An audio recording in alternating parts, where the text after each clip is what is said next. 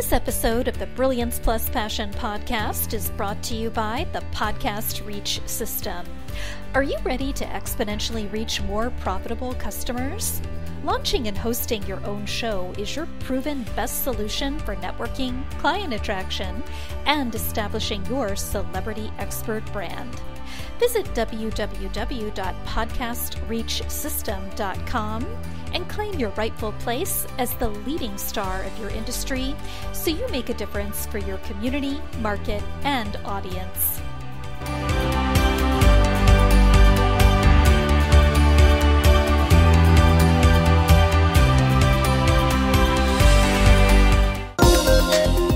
Welcome to the Brilliance Plus Passion podcast.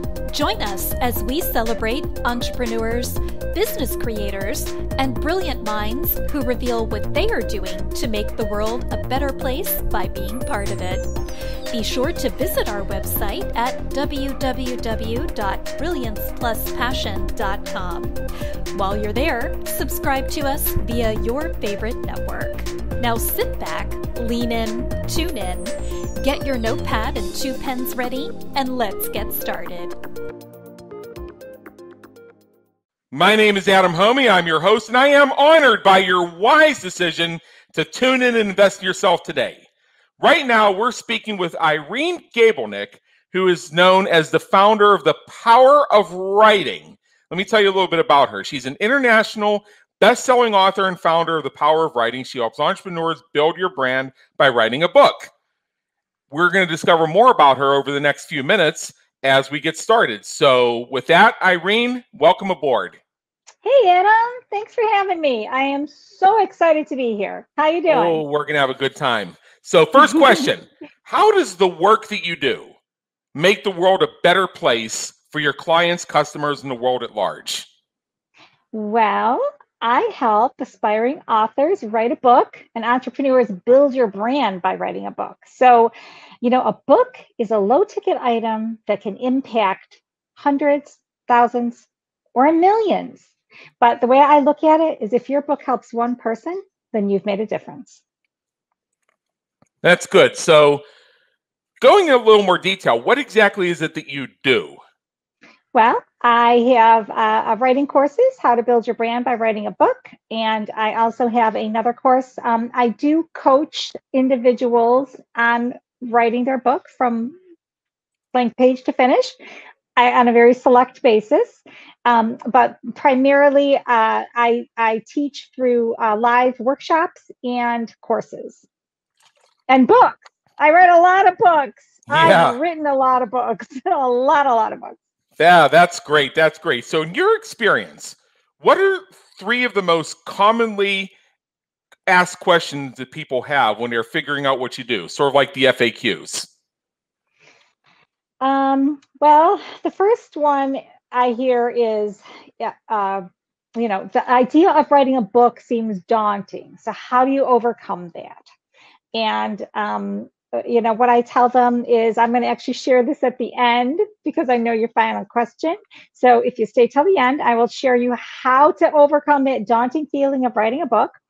The second thing is time. I don't have enough time. How do I make time to write my book? My answer, we all have the same 24 hours in a day. Okay, if you don't have time to write your book, you just haven't made it a priority. Maybe you're not ready to write your book.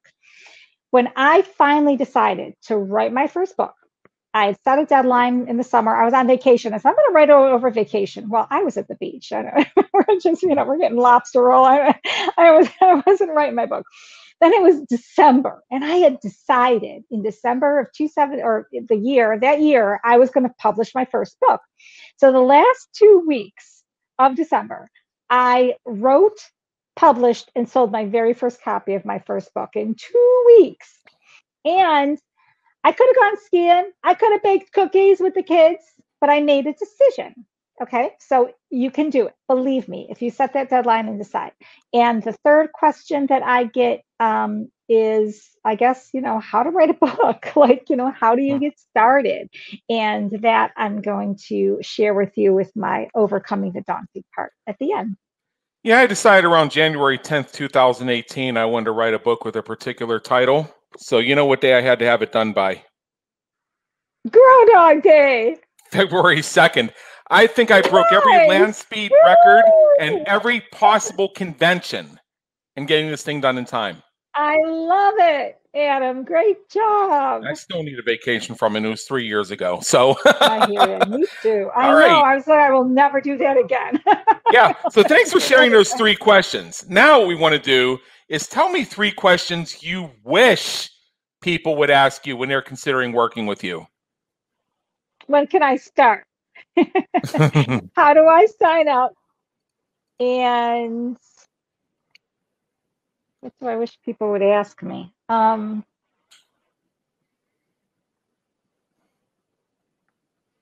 why should I write a book? Because some people don't really realize the impact that a book can give you. So, ask me why, and I will tell you. Right. Actually, I have one, since we actually have a couple extra minutes here, since we're a little bit ahead of our itinerary. You mentioned to me that you do work with folks who are interested in writing their memoirs.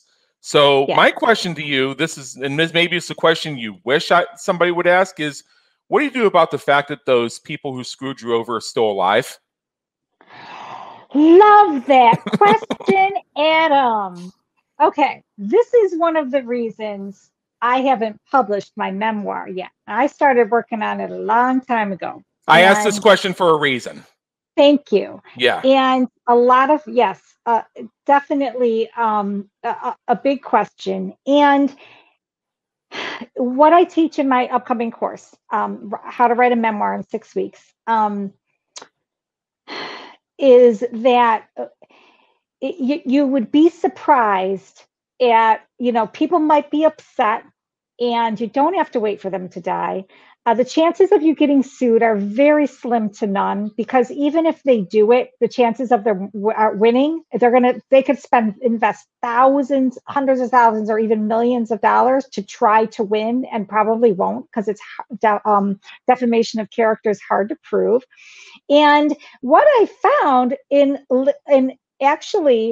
I was on a panel a couple of weeks ago with a slew of wonderful authors, who wrote beautiful memoirs, and they all said that the reaction they got, the response they got from people who maybe didn't agree with them or were upset with them at first, after a while they just said, "Well, it was your opinion.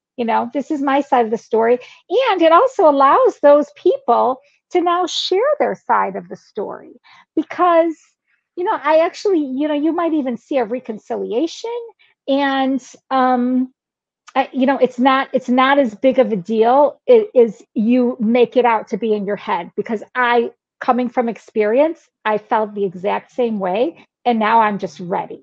And I'm so ready to bring people with me and teach them everything that I've overcome and learned, and let's get that book published. All right. So if they're still alive, you just deal with it, basically. It's just funny, because one of my students that just enrolled, she said she was kind of waiting for someone to die. And I was just like, you don't have to. I said, girl, we got you. You do not have to do that. And sometimes it can be better if you don't, because if they're gone, now they can't respond. And now, the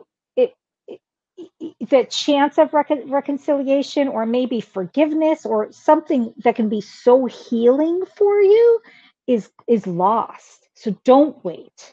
Stop that. Don't let that stop you from doing it, is my best advice, Adam. Hey, and if you're not looking for reconciliation, if you're just looking to hammer them, best they be around to see it. Whoa.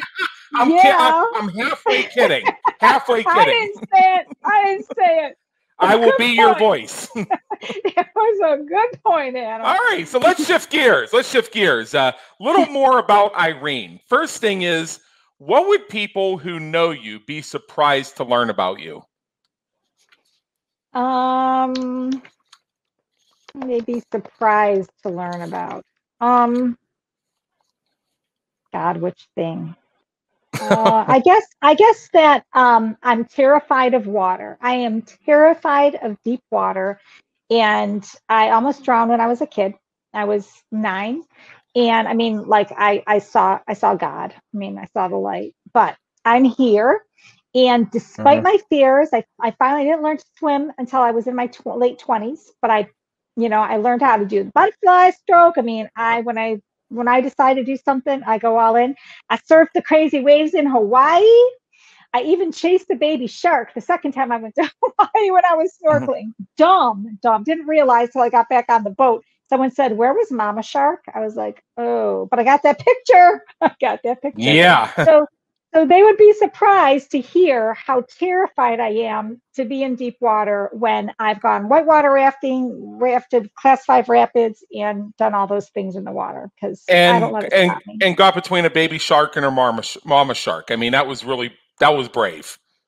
I didn't even think. I was just like, "Oh, Yeah. cool! I got to get that pic." The underwater camera. Yeah. So, what do you hope people say? Again. Yeah. What do you hope people say about you when you're not around to hear it? That I touched them or inspired them in some way. Yeah. Okay. If you could go back in time and change one thing you've done or one thing that's happened with you, or just change something, what would it be and why? I wish I could say that there was something I would change, but ironically, as I'm gearing up for this memoir course, one of my favorite books is the book Wild by Cheryl Strayed. Okay. And it's also one of my favorite movies. In fact, I'm gonna get it this week because I really want to watch it again. It's because it's such a great memoir, and what a wonderful story. I mean, how she went from drug addict to $80,000 in debt to now, millionaire status and texting Oprah and Reese Witherspoon. I mean, like, really, guys, this can happen. This is real life. But at the end of the trailer and in the movie, and obviously in the book, she says, "What if I forgave myself?" And I might botch this a little bit. "And what if I wouldn't change anything I've done leading up to this point, because it led me to exactly where I am right now?"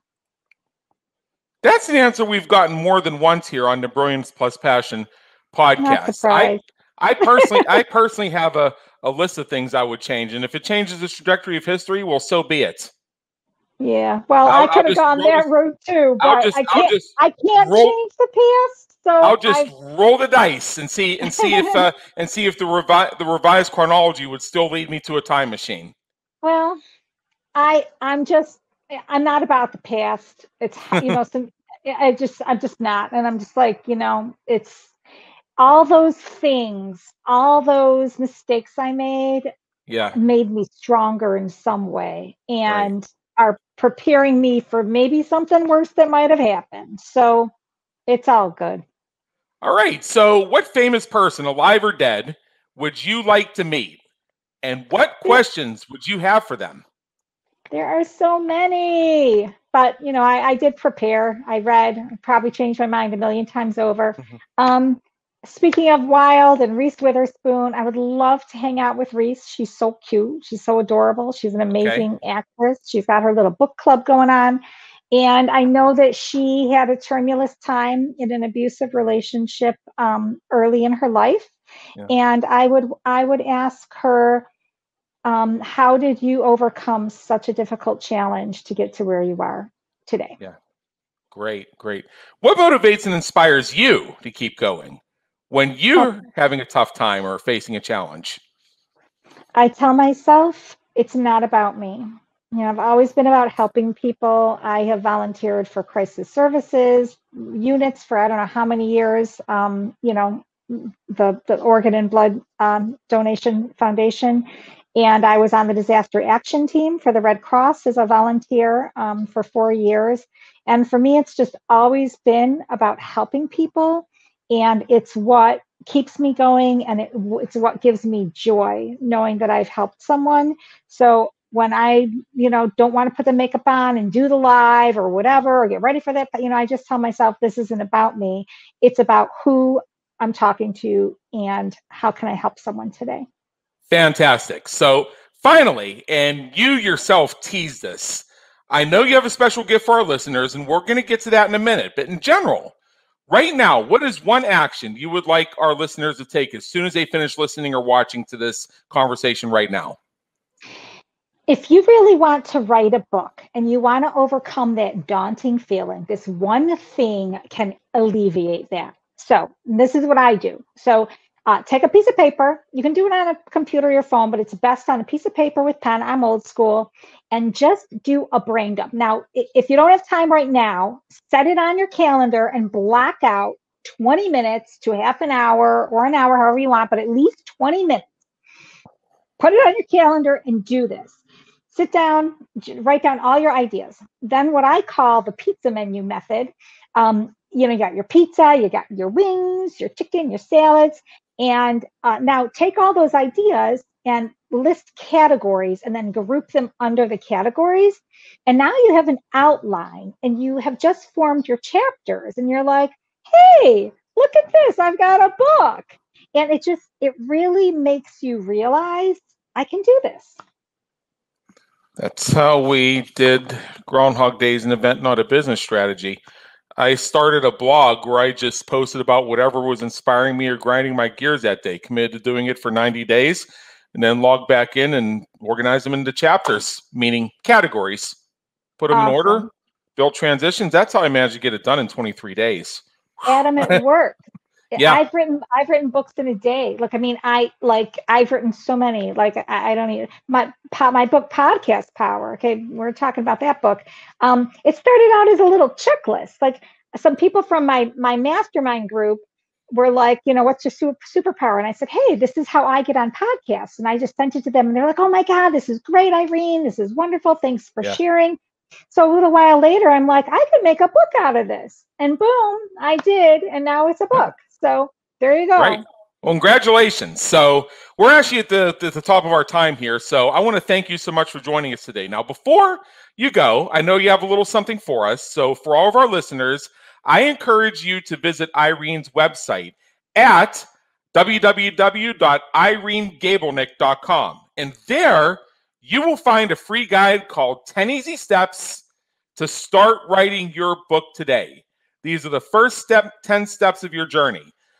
I believe we owe it to each other to go check that out and see where that could take us in terms of moving from having the book inside us to thinking I'd like to capture my memoirs or tell those stories to doing tangible things that put the process in motion. So again, go to irenegabelnick.com, www.irenegabelnick.com, and look for that free guide, 10 Easy Steps to Start Writing Your Book Today. And with that, Irene, thank you again. It's been an honor. And believe me, an education. Thank you. It's been so much fun. Thank you for tuning into the Brilliance Plus Passion podcast, where we celebrate entrepreneurs, business creators, and brilliant minds who are making a difference for their community, market, and audience. Remember to visit our website at www.brilliancepluspassion.com and enjoy even more great episodes like this one. Again, while you're here, subscribe to us via your favorite network. We look forward to seeing you next time on the Brilliance Plus Passion podcast.